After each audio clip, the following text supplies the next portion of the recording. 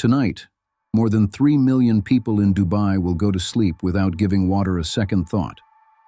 Tomorrow morning they will wake up, take a shower, make coffee, fill a glass from the kitchen tap, and carry on with their lives as though the supply could never fail.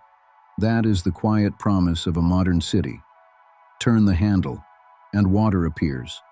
No hesitation, no uncertainty. Until one day it does not. Beneath Dubai lies a system most residents will never see.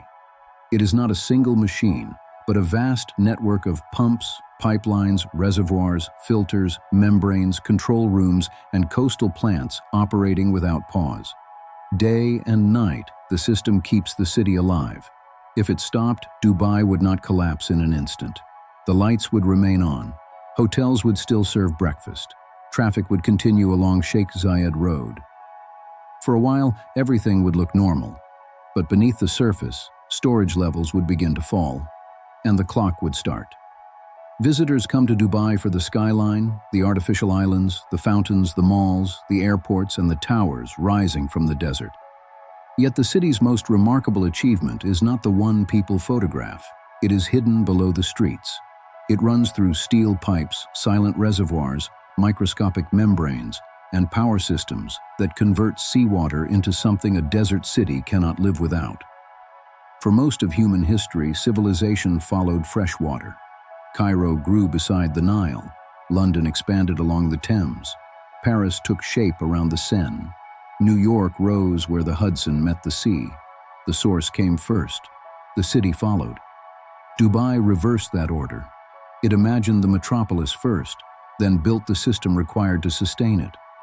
This is the story of how Dubai learned to manufacture its own water. Long before the record-breaking towers, Dubai was a modest settlement beside the Arabian Gulf. There were no 6-lane highways, no global aviation hub, no palm-shaped islands visible from space. The landscape was defined by wooden boats, trading routes, fishing, pearl diving, and the constant challenge of surviving in an unforgiving climate. The desert offers light, distance, and silence in abundance. Fresh water is another matter. That absence shaped life here for generations. People could trade across the Gulf, harvest the sea, and build a community around the creek, but they could never escape the oldest constraint in urban history. Without a dependable water supply, growth has a limit. Elsewhere, geography provided an advantage. Egypt had the Nile. European capitals grew beside rivers. Ports in North America flourished where navigable waterways met freshwater sources. Dubai had none of those gifts. There was no great river cutting through the landscape, no natural lake, no mountain range feeding streams into the desert. Rain arrived rarely, unpredictably, and in quantities far too small to sustain a modern metropolis. The population relied on limited groundwater and carefully managed wells. Every bucket had value. Waste carried consequences. Scarcity was not an abstract idea. It shaped daily life and placed a ceiling on what the settlement could become. Then the 20th century transformed the region. Oil revenues expanded the economy. Trade accelerated. Roads reached farther into the desert. Hospitals opened, schools grew, electricity entered more homes, and companies arrived from abroad. People followed opportunity. At first, expansion looked almost miraculous, yet every new district, hotel, hospital, restaurant, school, office, and construction site quietly increased the same demand. Where would the water come from? Wealth could finance roads, ports, towers, and airports. It could reclaim land from the sea and reshape the coastline. It could not summon rain. Dubai had reached a choice that would define its future. Either it accepted the limits imposed by geography, or it turned toward the one source surrounding it in virtually unlimited quantity. The Gulf had provided trade, food, and connection for centuries. Now it would be asked to provide life itself. There was only one problem. Seawater looks like abundance, but for the human body it behaves like a trap. The salt concentration is so high that drinking it accelerates dehydration instead of relieving thirst. Dubai was surrounded by water and still faced scarcity. Rather than wait for nature to become more generous, The city chose a far more ambitious path. It would change the rules. Stand on Dubai's shoreline and look across the Arabian Gulf. Water fills the horizon. It reflects the skyline, moves with the tide, and appears to offer an endless solution. Yet every liter contains enough dissolved salt to make it unsafe to drink. For most of history, the ocean represented one of nature's cruelest contradictions. Water everywhere, but almost none of it suitable for human consumption. Dubai's answer was desalination. The concept is easy to describe. Take seawater, separate the salt, and keep the fresh water. At city scale, however, that simple sentence becomes an immense industrial undertaking. The journey begins offshore, where intake systems draw water from the Gulf toward large coastal facilities. Before desalination can even begin, the incoming flow must be prepared. The sea is not an empty container. It carries sand, fragments of shell, algae, microscopic organisms, and marine life. Coarse screens remove larger material. Finer filtration systems capture particles invisible to the naked eye. The water becomes clearer, but it remains undrinkable. Then comes the heart of the process: reverse osmosis.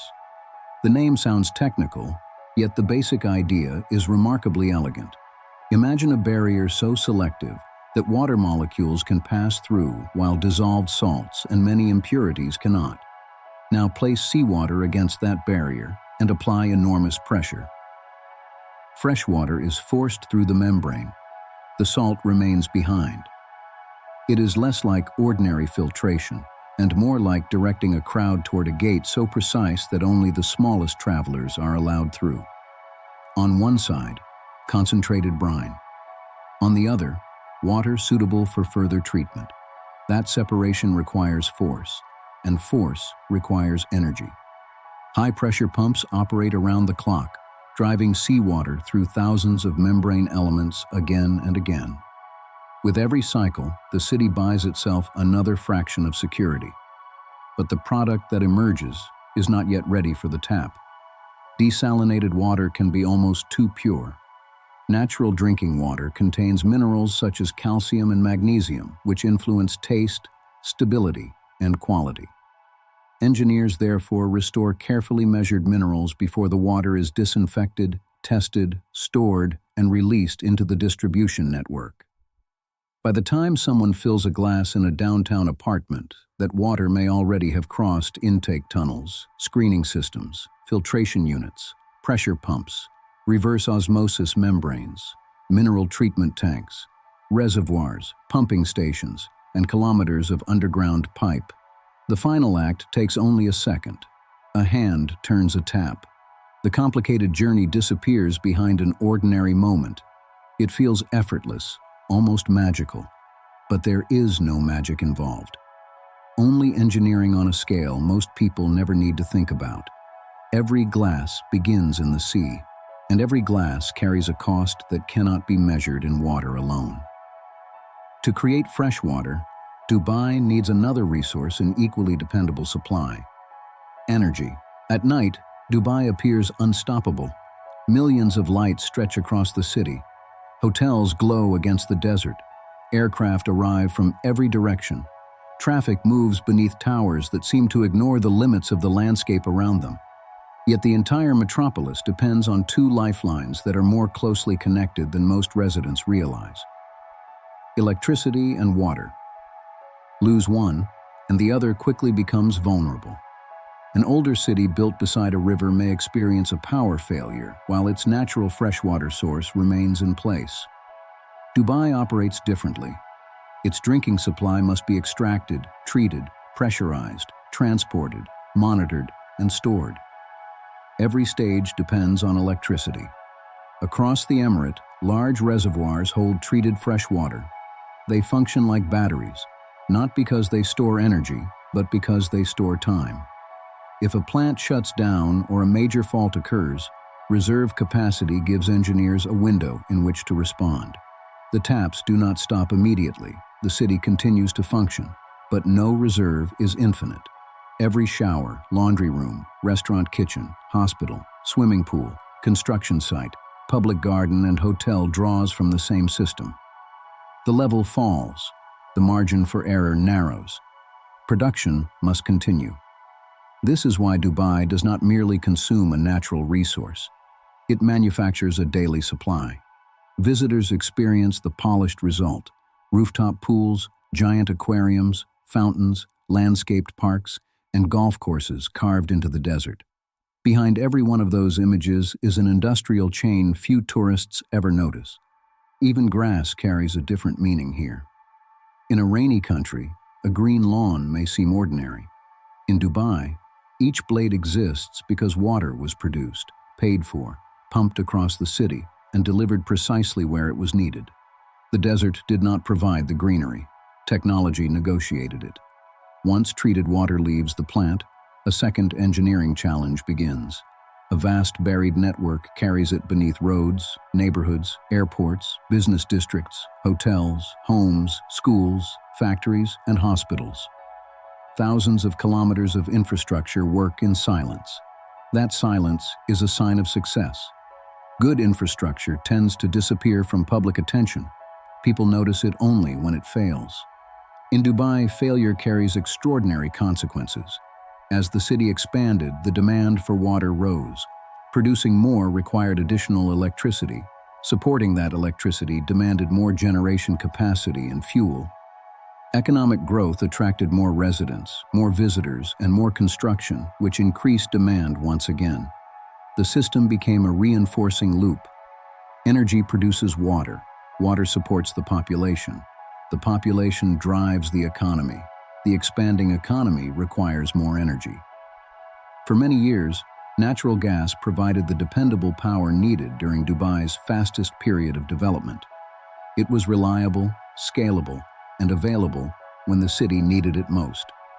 But success created a new dilemma. The more freshwater Dubai produced, the more energy it consumed, and the more fuel it burned, the harder it became to ignore the environmental price. The city had overcome one constraint. Now it faced another. How could Dubai preserve the water security on which it depended without creating a larger problem for the future? For centuries, the desert was viewed primarily as an obstacle. It was too dry for agriculture, too hot for comfort, and too severe for large populations. People crossed it. They endured it. Few imagined that the same environment could one day become an essential part of a modern water system. Dubai did. The sunlight that once intensified the difficulty of life in the region could also become an asset. Every sunrise brought heat, but it also brought energy. And in Dubai, energy means water. Solar power does not remove salt by itself, nor does it eliminate the need for desalination. What it can do is support the electrical system that keeps pumps, membranes, treatment facilities, and distribution networks operating. That possibility changed the relationship between the city and the landscape around it. The desert was no longer simply something to overcome. It could participate in the solution. Across the region, solar parks expanded into long geometric fields. Glass and silicon converted sunlight into electricity. That electricity entered the grid. The grid supported desalination. Desalination supplied the city. On paper, the chain appears straightforward. In practice, reliability is far more complicated. Solar output changes with the time of day. Dust settles on panels and reduces performance. Extreme heat places stress on equipment. Water systems, meanwhile, must operate continuously, regardless of weather or sunlight. So the visible panels are only one part of the story. Behind them are cleaning systems, monitoring software, storage strategies, backup generation, control centers, predictive maintenance, and layers of redundancy designed to keep the network stable. Every solution introduces another question. Every question demands more planning. Inside a modern control room, water production looks less like a traditional utility and more like a data operation. Engineers monitor pressure, flow, quality, energy demand, equipment health, and maintenance warnings in real time. The network generates an enormous stream of information, and that information helps prevent small problems from becoming citywide emergencies. Above ground, Daily life continues without interruption. A child fills a glass. A chef washes vegetables. A nurse prepares for surgery. A guest steps into a hotel shower. A gardener irrigates a public space. None of them need to think about membrane pressure, pump efficiency, reservoir capacity, solar output, or grid stability. That is the purpose of well-designed infrastructure. When it performs perfectly, it disappears. Yet another environmental challenge remains. Salt. Desalination separates salt from seawater. It does not erase it. The process produces a highly concentrated stream known as brine. Imagine removing much of the water from a cup while leaving nearly all the salt behind. What remains becomes far more saline than the original mixture. Returning that brine to the Gulf must be managed carefully. Modern facilities use methods designed to dilute and disperse the discharge, reducing localized impacts on marine ecosystems. The issue has not vanished. Every technological achievement leaves a footprint. That is why the next phase of Dubai's water story is not simply about increasing production. It is about improving intelligence and efficiency. Better membranes can lower energy demand. Smart meters can reveal waste. Leak detection systems can identify losses before they become visible. Treated wastewater can irrigate landscapes that do not require drinking quality supply. Automated irrigation can respond to heat, humidity, and soil conditions. Because the least expensive liter is not always the one a plant produces. It is often the one the city avoids wasting. Dubai's future will depend on making every drop work harder, using power more efficiently, protecting the sea while relying on it, and sustaining a desert metropolis in a century when water stress may become one of the world's defining pressures. Tomorrow morning, before the first cup of coffee is poured, before the first elevator reaches the top floor, and before the first aircraft touches down, Dubai will already be awake. Not its residents, its machines. Long before the city opens its eyes, desalination plants will be drawing water from the Gulf.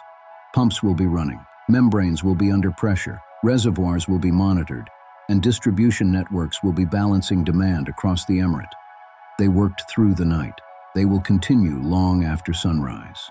Seawater enters one side of the system. Freshwater leaves the other. Between those 2 points lies one of the most important and visible transformations taking place anywhere on Earth.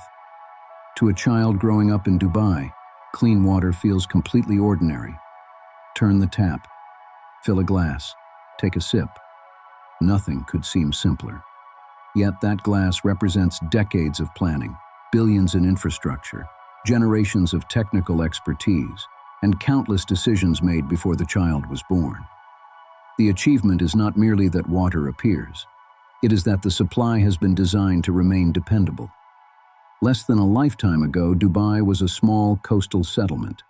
Today, it is home to a globally connected aviation hub, one of the most recognizable skylines on the planet, and a population drawn from almost every region of the world. Most observers look upward and see architecture. Engineers look beneath it and see the systems that made the architecture possible. Without infrastructure, the skyline is only a drawing. Now step back from Dubai and look at the wider world. Water stress is becoming one of the central challenges of the 21st century. Populations are rising. Urban areas are expanding. Rainfall patterns are becoming less predictable. In many places, the assumption that fresh water will always be available is beginning to weaken. The questions Dubai confronted decades ago are moving closer to other cities. How do you supply more people with fewer natural reserves?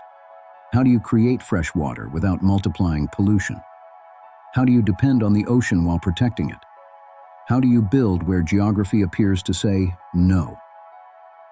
Dubai does not possess a perfect answer. No city does. Desalination is expensive. It consumes energy, requires maintenance, and demands careful environmental management. It is a powerful tool, not a consequence-free solution. But Dubai demonstrates something larger. Geography is influential. It is not always decisive. For thousands of years, settlements moved toward water.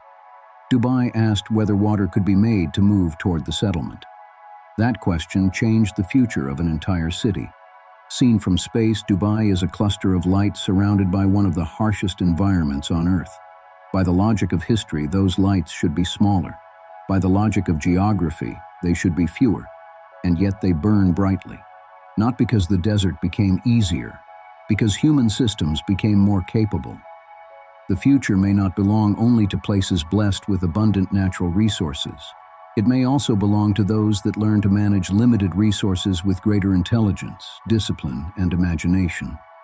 So the next time you see Dubai, do not look only at the towers. Look beneath them.